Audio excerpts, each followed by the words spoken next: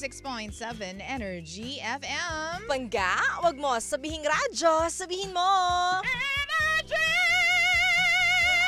Okay, so magandang morning sa lahat po ng mga tulad naming naka-dress, tapos nakapanglamig. Ayan. Oo, sa mga katulad kong pneumonia-hen. Gusto mo yun? Okay, good morning sa mga naka-yellow ngayong araw na ito. It's the color of happiness and joy, sunshine. Yes. Good morning sa ating lahat. At ang red naman is the color of pagmamahal. Red ba yan? Hindi yan red, Mare. Maroon. Na medyo nasa brownish levels. Eh talaga, hindi Mari. Oo. Hindi siya maroon. Binili ko sa Shopee, nakalagay maroon. Oh, yan. Hello po sa inyong lahat dyan. At syempre naman, ito na nga po ang oras kung saan tayo po ay mag-uusap-usap. Mag-open up po kayo sa amin ng inyong mga problema sa love life. At magbabahagi kayo ng inyong mga problema. Truly. Actually nga, Mare, kahit di love life no? Kahit anong problema, pwede po dito sa amin, wag lang financial. Kasi wala rin kami magagawa dyan. Wala kami papautang sa inyo. Oo, sasabayan ka lang namin umiyak. Oo, okay na yun. Yung tipong meron lang magkukonsole sa'yo, pero wag na yung uutangan nyo kami. Mare, wag naman gano'n. Oo. Kaya naman, sa mapangga natin dyan may pinagdaraanan, bukod sa deserve mo yan, ibahagi mo na yan dito sa Lihim ng Liham! Lihim ng liham.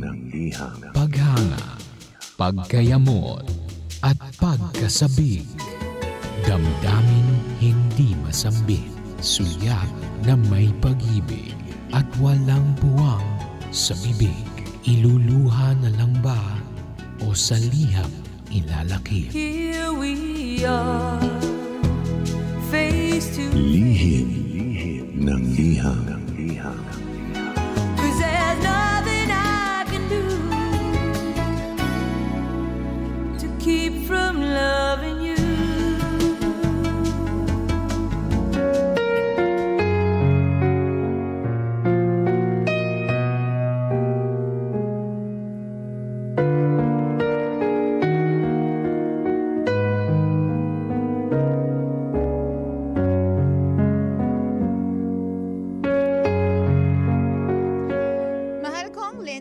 Iska. Araw-araw po ako nakikinig dito sa Lihim ng Liham, kaya naman naisip ko na rin na mag-share ng story ko at mga katanungan sa inyong dalawa. Here it goes. Sobrang curious lamang po talaga ako. Yung mga lalaki na nasa 30 na ang edad, bakit ba kayo masyadong naa-attract sa mga batang babae? I mean like girls around 22 to 25 years old. Bakit napakadali para sa inyong mga lalaki na lokohin ang inyong mga partner sa mga babaeng ito? I mean, even if masaya ka naman sa relationship mo, even if meron kang mabuting asawa, nakatabi mo palagi sa lahat ng pagkakataon. Bakit napakadali para sa inyo na maghanap ng mga mas batang babae? Bakit pinagpapalit nyo sila doon sa babaeng ginawa ang lahat para sa'yo? Yung babaeng sinamahan ka sa pinakamadilim na parte ng buhay mo. Tapos, ipagpapalit mo lang siya sa TikTok party girl? Tapos nakilala mo lang to online? Tapos even if yung partner mo is already a good catch, may magandang career, magandang itsura, at fit pa rin kahit na nasa 30s na rin niya. Mukha naman kayong masaya together. Pero bakit pinipili nyo pa rin na lokohin ang babaeng ito? Oo, siguro nga, magaganda at hot yung mga babaeng nasa online. Masayahin. Pero enough na ba yun para lokohin nyo yung mga babaeng sumama sa inyo sa ups and downs? Hindi ko naman sinasabi na lahat ng lalaki na nasa 30 na ay ganito. Pero napakarami pong cases like this. Yung pinagpalit ka ng partner mo sa mas bata at dun sa mas maraming followers online. Isa po akong biktima nito. Yung partner ko po cheated on me for a young girl. Sikat sa TikTok. Binigyan ko naman siya ng another chance. Naging okay naman kami sa loob ng ilang buwan. Pero heto na naman, umulit na naman. Ibang babae naman this time. Bata din, nakilala niya naman sa ML. I mean, kung gugustuhin ko, pwede ko rin naman siyang palitan eh. Pwede ko rin siyang ipagpalit sa iba. May mga lalaki din naman na nagme-message sa akin ng DM sa Instagram ko at nag-aaya ng coffee date. Pero ini-ignore ko dahil mahal ko ang partner ko. Pero bakit siya? Bakit siya napakadaling maghanap ng bata? Talaga bang nawawalan na kayo ng interest sa mga partners ninyo kapag nasa 30 na kayo? Dahil feeling nyo boring sila? Tapos mas masaya ba kayo na nakikipag-usap sa mga mas bata? Mas nakaka-excite ba? Nagwo-wonder lang talaga ako. Nagtataka, nagtatanong.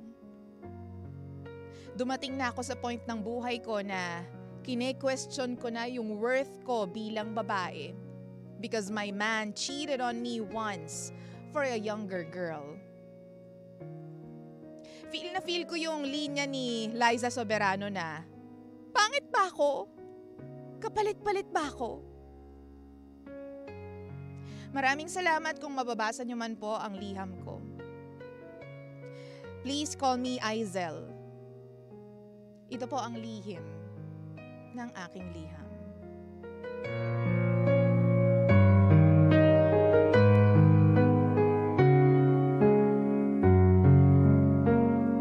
Lihim ng liham.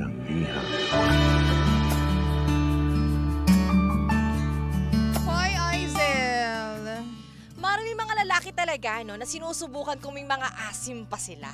Di ba? Pansin ko lang din yan sa mga 30 years na lalaki pataas, kapag nasa stable relationship na sila, naghahanap sila ng mga babaeng mas bata sa kanila. Tama talaga yung letter sender natin. May asim pa naman yung 30, Mari. Bata pa yun eh. Pero kasi yung mga lalaking yun, Mare, is ano na sila, nakatali na sila eh. So siguro para sa kanila, itatry ko nga kung medyo may asim pa ako sa mga mas bata. Kung magugustuhan pa rin ba ako ng mga bata. Attractive pa ba ako sa mga bata? Correct. Kung magugustuhan pa ba ako ng sikat sa TikTok. Di ba may ganon? Una sa lahat, girl, pwede bang TikTok reveal naman dyan? Sino yan? Sino ba tong mga to? Scoop din to. Bakit? Oo. Kasi sabi niya, sikat, Mare. Oo. Pero anyway, ang mga lalaki kasi, yung mga nakikita nila sa social media, attracted talaga sila sa mga babaeng ganyan. Di natin maiiwasan yan, Mare, na kahit naman tayo din, diba, napapugian tayo, nagagapuhan tayo sa mga lalaki. Pero kasi ibang level yung boyfriend mo, Mare. Ibang level yung boyfriend mo. Pero, di ba ang TikTok may filter yan? Oo, yun nga. Yun nga yung nakakaaning minsan, di ba? Nakakaaning. Di ba? Kasi hindi talaga yun yung totoong itsura nila. And nakakatawa lang din, nung nabasa ko yung story, nakakatawa lang din na na-draw yung lalaki, yung partner niya sa mga babaeng nasa TikTok. Oo. Heavily filtered ang TikTok. Kaya nga, yun nga, looks can be deceiving. Di ba? True. Lalong-lalo na sa social media, mga pangga. Syempre, sino ba naman ang gusto mag-upload na pangit sa social media? Di ba? Wala naman, di ba? Oo. Kahit nga rin kami, minsan naka-filter picture ko eh. Hindi kasi, well, depende rin talaga sa tao, Mare. Oo. Pero kung hindi naman lahat ng 30, well, tama naman yung sinabi niya, Mars, na hindi naman lahat ng 30 ay ganito. Pansin ko lang sa makakilala kung ganyan din ang ginawa. Tinetest nila kung may asim pa Totoo, sila. tinetest sila kung lalaki pa rin ba sila. Tinetest nila kung kaya pa rin ba nila mampaikot at mambola ng babae. Bola ng babae. Yan. Well, ako naman, Mare, naisip ko dyan, feeling ko ha, kasi itong mga bata na ito, mga bata na ito, Uy, kasama ako dun.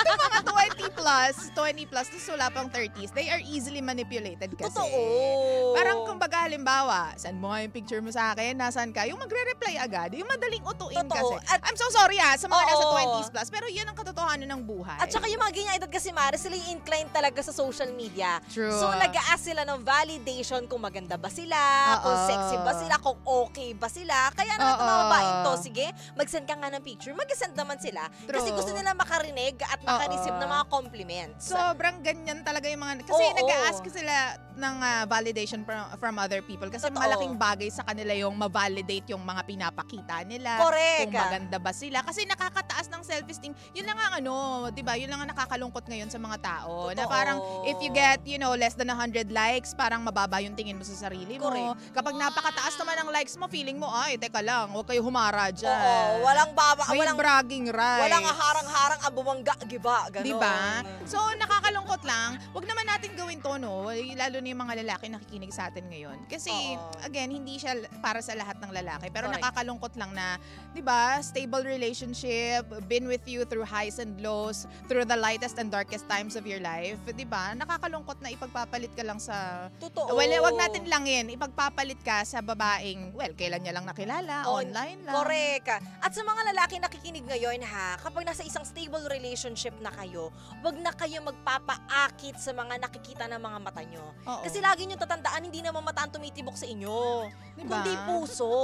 Kailangan sa mga ganyang edad, 30 na pataas, dapat papunta na tayo doon sa exciting part, sa pagpapamilya, pagkakaroon ng seryosong relasyon. Diba? Yun dapat sa makakasama mo habang buhay. At sa mga babae naman na pinagtataksilan, mga nag-cheat yung mga jowa nila para sa mga ganitong babae, hindi naman natin sila dinedegrade, Mare. Mm-mm. Diba? Kung yun nandun kayo sa sitwasyon na kung saan yung jowa nyo, niloloko kayo in general, hindi nyo deserve yan. Hindi talaga. Pwede Feeling ko, ka umalis dyan. mga lalaking ganito, Maritinate, parang nakikipaglaro sila sa apoy. Totoo. Kasi feeling nila, ang feeling ko lang din, feeling ng mga lalaking to, they can easily get away with it eh. Oo Kasi ang tagal nyo na, ganyan. So, sige, lang, hindi naman seryoso yun, kumbaga, parang small time, short time lang, Oo. ganyan. So, tinatry tuloy nila. Tapos kapag na-validate na, may papatol pa pala sa akin. At ang dahilan nila dyan, Mare, lalaki ako natukso lang ako. Ay, naku, tigilan nyo ako. Uy, sa kahit ang mga babae, pwede matukso yan, pero kami nag-stay kami sa mga lalaki, mahal talaga namin at gusto naming makasama. So true. Minsan yan ngayon nakakainis sa atin niloko na tayo ng ilang beses pero naniniwala kasi tayo sa power of love na at saka sa magbabago pa yan kasi nung una ganito siya sa akin. Nung una yun, Mars, Box! Nung una yun, nagbabago ang tao. Nung una yun, syempre gusto ko niya maging jowa. Pero as time goes by, lalong-lalo na kapag comfortable na kayo sa isa't isa at kapag sanay na kayo sa isa't isa, dyan na medyo naglalaylo yan. Medyo bumababa na yung panliligaw sa'yo at doon na kayo sa comfortable na stage ng buhay nyo na kung saan okay na ang lahat, come what may na lang. Nakakatakot maging jowa yung ganun, no? Diba? Oo, Mare. Ayoko rin ng ganun na paano kapag may dumating sa'yo na babaeng mas maganda, may dumating na mas bata, na mas okay, na mas nakakatuwa, paano naman ako? Excuse me ha, sa mga lalaki, tama yun, Mare, pero excuse me sa mga lalaki naghahanap ng mas bata. Hindi nyo ba naisip na yung mga batang yan, maghahanap din yan ng ka-wavelength nila? Correct ka! Ayaw din nila naman lalaking masyadong seryoso. I'm so sorry, pero speaking of by experience, Mare, ganyan ang mga ganyan kaming mga bata. Hindi, maghahanap yan ng tipong makaka-ride sa kung anong trip niya sa buhay. Paano naman kasi kuwari 30 ka na, jowa mo, 20 lang, gusto niya party-party pa rin, tapos Tapos ikaw, sakit na yung likod mo, nasa bahay ka lang. hindi mo na kaya tumayo, di Diba? ba? Masakit na balakang mo. Masakit na yung mga kung ano-ano sa'yo. So, Ay, syempre, totoo yan, totoo diba? yan. So, syempre, maghahanap sila ng tao, ng lalaki na makaka-ride din, na makakasama nila sa trip nila sa buhay. At saka, excuse me sa mga lalaking, di ba, na-mention dito, stable na silang dalawa, may career na silang dalawa. Hindi nyo ba naisip na baka mamaya, syempre, hindi naman sa dinedegrade ko din, Mara, at ini-invalidate ko yung feelings ng mga bata, pero alam niya na meron kang partner, di ba? I'm sure, alam nung bata na, imposible namang hindi niya alam na may partner ka. Baka naman mamaya for the bread lang. Oo, ginagamit ka lang. Baka naman ginagamit Ang sakit, ka diba? lang. Pero masakit din kasi. Masakit tama yan, Mari, pero masakit din yung ginagawa ninyo sa mga babae. Oo, di ba? Na kung nakahanap kayo ng iba, kung gusto nyo talaga mas bata, bakit hindi nyo lang hiwalayan yung current girlfriend nyo? Di Diba? ba? Para padaliin natin ang buhay. Ang duwag kasi, Mari. Bakit Ayun. ako Gina G? Bakit ako galit na galit? Oo. O di kaya naman, Mari, ang naisip ko dyan, kung wari hindi nag-work things out dun sa bago niyang karelasyon na bata, may fallback siya eh. May pwede siyang balikan. Kasi hinahayaan ng letter sender natin o hinahayaan ng mga pangga natin dyan na nasa ganung sitwasyon na okay lang na babalik, aalis yung jowa Binabayaan nila. niya kasi. Hinayaan nila at pilagi nila nga pinapatawad. True. Pero alam mo ha, base din sa experience, ang mga mas bata kasi na babae, Mare, sila talaga yung totoo yung sinabi ng letter sender na joyful, Correct. enthusiastic, sila yung, kasi kapag ka-level natin yung mga jowa natin, syempre magka-level tayo ng wavelength. Kapag galit yung isa, hindi tayo papayag. Oo. Diba? Mas galit tayo. May pinaglalaban tayo palagi. Kasi, ang pagkakaintindi natin, 30 ka na, dapat mas maayos ka na mag-isip. Oo, yun So, nga. kapag uminit yung ulo ng lalaki, sasabayan ng babae. Oo. Kapag mas bata, kapag uminit yung ulo ng lalaki, bow down lang yung bata. Oo, di Diba? ba? Submissive lang. Submissive lang, ganyan. Kasi, hindi, mahal ko siya, hindi kita iiwan, ganyan. So, alam mo, may mga ganyang drama ang mga bata. Huwag kang mag-iska dyan. Hindi. Diba? May mga ganyan, easily manipulated. Oo. Again, kasi nga, immature pa yung ibang mga nasa 20s. Correct. plus. At alam mo yun, Mare, hindi naman sa mga pero konti pa experiences nila sa buhay. So true. Di ba marami pa silang pagdadaanan? At yung jowa mo doon, isa sa mga lesson sa buhay nila. Oo. Pero alam nyo po ha, mga mare, mga pare, yung mga nasa relationship na seryosong ganyan, kung nasa 30s na rin kayo, again, yun yung rason kung bakit mas pinipili ng iba yung mga mas bata. Kasi yung iba, mas naiintindihan sila, mas laging masaya, Oo. mas game for anything, ganyan. Eh, yung mga kasing edad natin kasi medyo, alam mo na eh, ang nagiging boring kasi pareho na kayo ng goal na gustong i-meet, Oo. Mare. Kumbaga, kailangan nyo na lang mag-ipon ng pera. Totoo. Ganyan. Nandun na yung isip ninyo eh, for the future na eh. Eh, itong mga bata, yung mga 20s plus, sila yung, tara, chill tayo sa Tagaytay. Adventurous. Tara, punta tayo sa Davao, magkape lang tayo. Tara, punta tayong Hong Kong. So, ang dami nilang time kasi. Ang liga-alig pa rin kasi nila, actually. So, happy-go-lucky. Minsan kasi ganyan yung hinahanap ng mga lalaki. Oo. Yung tipong makakasama nila sa kung ano man. Totoo kung mga katulad natin nasa quarter life na, gusto na natin ng mga stable na buhay. Gusto ko na lang ng 3 milyon eh. Diba? Tapos gusto ko na lang ng higaang malambot, gano'n. So, yun yung mga rason. Oo, di ba? Kaya sa mga Girl. pagka natin dyan, ng mga kalalakihan na naghahanap pa rin ng spice sa kanilang buhay, hindi tama ang maghahanap kayo sa ibang babae. Bakit hindi kayo mag-adventure kasama ngayon ang jowa nyo? Diba? Diba? Bakit ganun? Kasi ba't kailangan nyo maghanap ng iba? Pwede naman yung girlfriend mo ngayon. Oo. Yung babaeng nagstay sa'yo through thick and thin. Yung babaeng kaya ka nga samahan hanggang tumanda ka, kahit bumuti yung buhok mo, kahit maubos ang ngipin mo. True. 'Di ba? Again, i-quantify po ninyo or talagang i-measure ninyo kung ito ba ay worthy na gawin kasi pang long term ba to, ganyan. O baka naman, ano lang to, pansamantala lang to, kumbaga nahahappy lang akong kausap siya, pero hindi ko ipagpapalit yung asawa ko or yung partner ko sa kanya. Pero wag naman sana ganun, Mare, nung naghahanap ng ibang outlet yung mga lalaki. Hindi Yung, dapat. yung outlet nila, babae din. Oo. Dapat ibang bagay na lang. Huwag Dapat tayo lalaki din. Hindi, I mean, hindi porket pwede ninyong gawin ng isang bagay ay gagawin nyo na siya. Oo, yun nga, Mare. Diba? Hindi lahat ng pwede ay dapat. Gawin, 'di ba? Kasi lagi natin naririnig yung normal 'yan kasi lalaki ako ganyan. Lalaki lang ako, nagkakamali ako. Hindi mo pwedeng gawing tiket ang pagiging lalaki mo para gumawa ng kabulastugan sa Correct. buhay. Paano pag dinahilan namin na hindi, babae kasi kami, kaya ayaan nyo lang kami? Papayag ba kayo? Syempre hindi. Hindi, 'di ba? So sa mga nagme-message dito, Mare, nagme-message kasi talaga lalaki lang. Yun yung problema ng letter sender, yung Di lalaki. magpadala ka din. Magpadala ka rin. Gusto problema mo sa jowa mo. Oo. I mean, sige, sabihin na natin na this applies to everyone, Mare, lalaki o babae. Ang thing dito is that just because kaya mong manloko doesn't mean you have to do it over and over again. Totoo, Mare. Yun ang ending nito. At saka ang dami mo namang energy para mag-cheat, di ba? Ang dami Daming mo namang time. ang dami mong pera para manloko. Diba? Sa panahon ngayon, sayang na yan. Doon na tayo sa papunta sa buhay na kung saan na pwede tayo maging masaya, yung maging okay tayo in the future, yung wala tayong magiging problema. Sana yun yung mindset nating lahat. Oo, sana. Diba? Sana. Kaso yung iba, naghahanap pa rin talaga ng adventure, challenge. Ay, naku. Hindi kayo sumali sa mga obstacle Oo, courses. di kayo sumali sa extra Extra challenge. May extra challenge pa ba ngayon, Wala Mare? na, Wala Mare. na. Paolo Jones. Miriam Kiambao. Nakakaloka. Hoy, 9:24 na po ng umaga. Siyempre naman, kasama kami ninyo pa rin ang nag-iisang mayora nyo sa radyo. Mayora Iska.